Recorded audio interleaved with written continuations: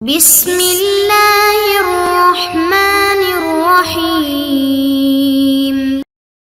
السلام علیکم معزز طلبہ کرام، آپ سب کیسے ہیں؟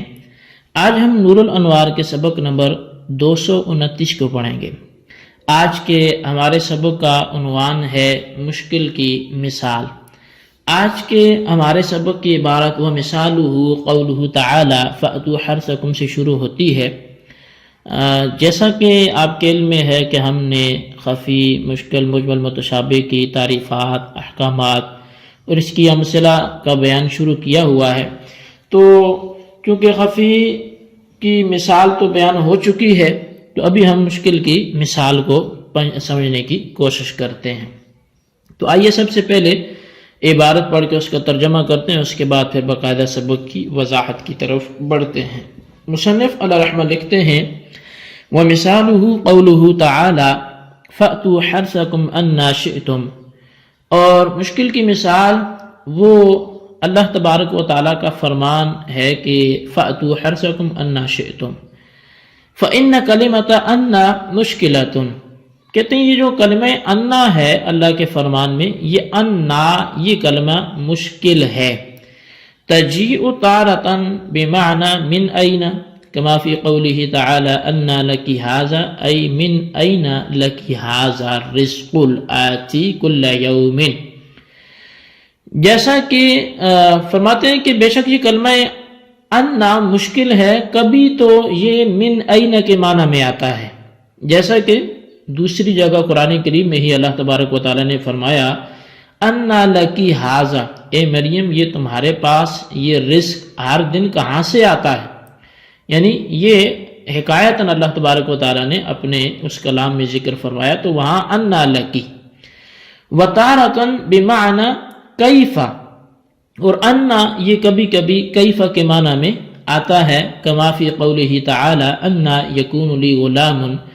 جیسا کہ اللہ تبارک و تعالیٰ کے اس فرمان میں یہ انا کیفا کے معنی میں ہے کہ انا یکون لی غلام، ای کیف یکون لی غلام، میرے لیے بیٹا کیسے ہوگا، فاشتبہ ہا ہنا انہ بأی معنی، تو یہاں پر یہ معاملہ پھر مشتبہ ہو گیا کہ یہاں پر یہ انا کس معنی میں ہے، تو ہوا فإن، یہاں پر بأی معنی ہوا کہ یہاں کس معنی میں، فإن کان بمعنی این یکون المعنی من ای مکان شئتم قبلا او دبرا فتحل اللواطة من امرته، اگر تو یہ این کے معنی میں ہو پھر تو معنی یہ بنے گا کہ تم جس جگہ سے چاہو آؤ، بھلے وہ قبل ہو یا دبر ہو، تو پس پھر تو اپنی عورت سے لواطت یہ حلال ہو جائے گی۔ وَإِن كَانَ بِمَعْنَى كَيْفَ فَيَكُونُ الْمَعْنَى بِأَيَّةِ كَيْفِيَّةٍ شِئْتُمْ قَائِمًا أَوْ قَاعِدًا أَوْ مُضْطَجِعًا فَيَدُلُّ عَلَى تَعْمِيمِ الْأَحْوَالِ دُونَ الْمَحَالِ، اور اگر یہ انا یہاں پر کیف کے معنی میں ہو تو پھر معنی یہ ہوگا کہ تم جس کیفیت میں چاہو، کھڑے ہو کر، بیٹھ کر یا لیٹ کر، تو پس یہ احوال کی تعمیم پر دلالت کرے گا، پھر حالت کی تعمیم پر کہ جس حالت میں چاہو، دون المحال نہ کہ محل کی تعمیم پر، محل ایک ہی ہوگا۔ فَإِذَا تَأَمَّلْنَا فِي لَفْظِ الْحَرْثِ عَلِمْنَا أَنَّهُ بِمَعْنَى كَيْفَ، پس جب ہم نے لفظ حرث میں غور کیا تو ہمیں یہ بات معلوم ہوگی کہ یہ یہاں پر انا کیف کے معنی میں ہے، لِأَنَّ الدُّبُرَ لَيْسَ بِمَوْضِعِ الْحَرْثِ بَلْ مَوْضِعِ الْفَرْثِ، اس لیے کہ جو دبر ہے وہ کھیتی کی جگہ نہیں ہے بلکہ وہ پخانے کی جگہ ہے۔ فَتَكُونُ اللَّوَاطَةُ مِنْ إِمْرَتِهِ حَرَامًا، تو پس اپنی عورت سے لواطت یہ حرام ہوگی، لیکن حرمتها ظنیۃ حتی لا یکفر مستحلها، لیکن اس کی حرمت ظنی ہے یہاں تک کہ اس کے حلال ٹھہرانے والے کو اس کفر کا فتویٰ نہیں لگایا جائے گا، اس کو کافر نہیں کہا جائے گا۔ وَهَذِهِ اللَّوَاطَةُ هِيَ الْمَقِيسَةُ عَلَى اللَّوَاطِ فِي حَالَةِ الْحَيْضِ لِعِلَّةِ الْأَذَى دُونَ الَّتِي مِنَ الرِّجَالِ، اور یہ جو لواطت ہے اس کو قیاس کیا گیا ہے حالت حیض میں وطی کرنے والے پر، کیونکہ ناپاکی کے گندگی کی علت کی وجہ سے، نہ کہ یہ رجال سے ہے، لأن حرمتها قطعیت، اس لیے کہ رجال سے، مردوں سے جو لواطت ہے وہ تو اس کی حرمت و قطعی ہے، ثابتۃ بالکتاب والسنۃ والاجماع، جو کتاب سنت اور اجماع سے ثابت ہے، علامہ کتبنا کل ذالک فی التفسیر الاحمدی، جیسا کہ میں نے سارا کچھ تفسیر احمدی میں لکھ دیا ہے، فمثل هذا المشکل يمكن ان يدخل في المشترك الذي رجح احد معانیہ بالتاویل فصار مؤولا۔ تو پس اس مشکل کی مثال ممکن ہے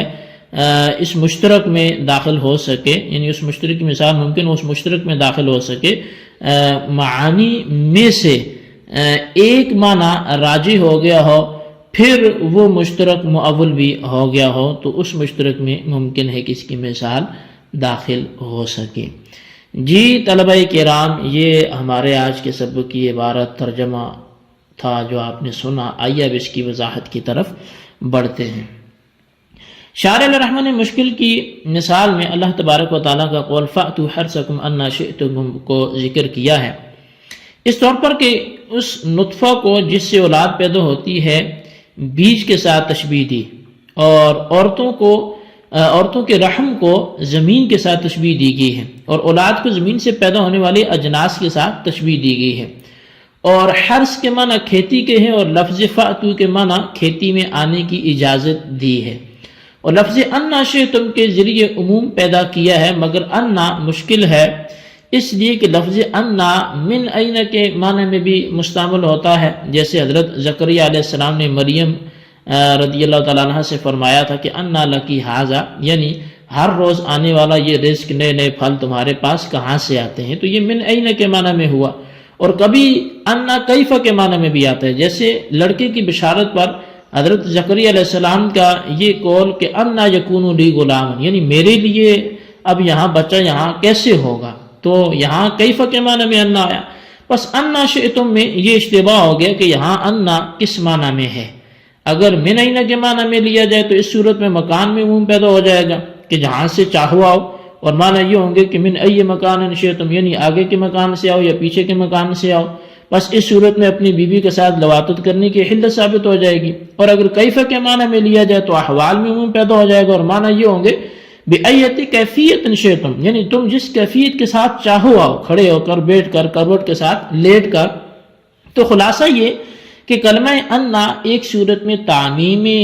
امکنہ پر دلالت کرتا ہے، اور ایک صورت میں تعمیم احوال پر دلالت کرتا ہے، اور تعمیم امکنہ کی صورت میں بیوی کے ساتھ لواطت کی حلت یہ ثابت ہوتی ہے، اور تعمیم احوال کی صورت میں لواطت کی حلت ثابت نہیں ہوتی۔ لیکن جب ہم نے لفظ حرث میں غور کیا تو معلوم ہو گیا کہ اس جگہ کلمہ انا کیف کے معنی میں ہے، اور آیت کا مقصد جماع کے احوال میں عموم پیدا کرنا ہے، کیونکہ اللہ تعالیٰ نے عورتوں کا نام حرث رکھا ہے، جیسا کہ ارشاد باری تعالیٰ ہے نساؤکم حرث لکم، یعنی تمہاری بیویاں تمہاری کھیتی ہیں۔ بس اللہ تبارک و تعالیٰ نے عورتوں کو کھیتیوں کے ساتھ تشبیہ دے کر اس میں نطفہ کو طلب نسل کے لیے جو رحم مادر میں ڈالا جاتا ہے بیج کے ساتھ تشبیہ دے کر یہ ظاہر فرما دیا کہ مقصد اصلی طلب نسل ہے، نہ کہ قضاء شہوت۔ لہٰذا عورتوں کے پاس اس محل میں آؤ جس محل میں آنے سے یہ مقصد پورا ہوتا ہے، یعنی محل حرث میں آؤ، اور اس کو تمہیں اختیار ہے کہ جس طرح چاہو کھڑے ہو کر، بیٹھ کر یا لیٹ کر، کسی بھی طرح سے، لیکن اس محل میں آؤ۔ اس کی تائید اس حدیث سے بھی ہوتی ہے کہ یہود کا خیال یہ تھا کہ اگر کوئی شخص اپنی بیوی کے ساتھ فرج میں جماع کرے مگر فرج میں یہ جماع دبر کی جانب سے ہو تو بچہ بھینگا پیدا ہوتا ہے، تو یہود کے اس خیال کی تغلیظ کرنے کے لیے اللہ تبارک و تعالیٰ نے فرمایا فَأْتُوا حَرْثَكُمْ أَنَّىٰ شِئْتُمْ، تو یہ فرمایا کہ فرج میں جماع جس کیفیت کے ساتھ بھی ہو درست ہے، اور یہود کا خیال غلط ہے۔ اور عام معاملہ دبر کا تو دبر محل حرث نہیں ہے بلکہ محل فرث اور پخانے کی جگہ ہے، بس جب دبر محل حرث نہیں ہے تو اس میں آنے کی اجازت بھی نہیں ہوگی، اور جب دبر میں آنے کی اجازت نہیں ہے تو اپنی بیوی کے ساتھ دبر میں آنا یعنی اس سے لواطت کرنا یہ حرام ہوگا، لیکن اس کی حرمت ظنی ہوگی، چنانچہ اس کو حلال سمجھنے والا کافر نہیں ہوگا، اور جس لواطت کو علت اعضاء کی وجہ سے وطی فی حالت الحیض پر قیاس کیا گیا ہے یہ وہی لواطت ہے، اور وہ لواطت جو مردوں کے ساتھ ہوتی ہے تو اس کی حرمت وہ قطعی ہے، کتاب و سنت اور اجماع تینوں سے ثابت ہے۔ اس کی پوری تفصیل شارح فرماتے ہیں کہ میں نے تفسیر احمدی میں اس کی تفصیل کو ذکر کر لیا ہے، تو لہذا جو تفصیل چاہے تو وہاں سے دیکھ لے۔ اب شارح فرماتے ہیں کہ اس قسم کا مشکل یعنی کلمہ انا ممکن ہے کہ اس مشترک میں داخل ہو جس کے چند معنی میں سے ایک معنی تعویل کے ذریعے راجح ہو، اور وہ مشترک مقبول ہو جائے۔ یعنی مشکل ہونے کی ایک صورت یہ ہے کہ ایک کلمہ کے چند معنی ہوں مگر پھر تعویل کے ذریعے ایک معنی کو ترجیح دے کر معمول بہا قرار دیا جائے، پس تعویل کے بعد مشترک مؤول ہو جائے گا۔ جی طلبہ کرام، یہ ہمارے آج کے سبق کی عبارت ترجمہ وضاحت تھی جو آپ نے سنا، اچھی طرح اس کو یاد رکھیں، اس کے خلاصے کو رجسٹر پر لکھیں، بالخصوص ان سوالات کے جوابات دیں۔ سوال نمبر 1 یہ ہے کہ مشکل کی مثال تحریر کریں، اور سوال نمبر 2 یہ ہے کہ انا کتنے معنی کے لیے آتا ہے، یہاں کون سا معنی مراد ہے۔ اللہ تبارک و تعالیٰ سے دعا ہے جو کچھ ہم نے پڑھا سنا اسے یاد رکھنے کی توفیق نصیب فرمائے، آمین بجاہ نبی الامین صلی اللہ علیہ وسلم۔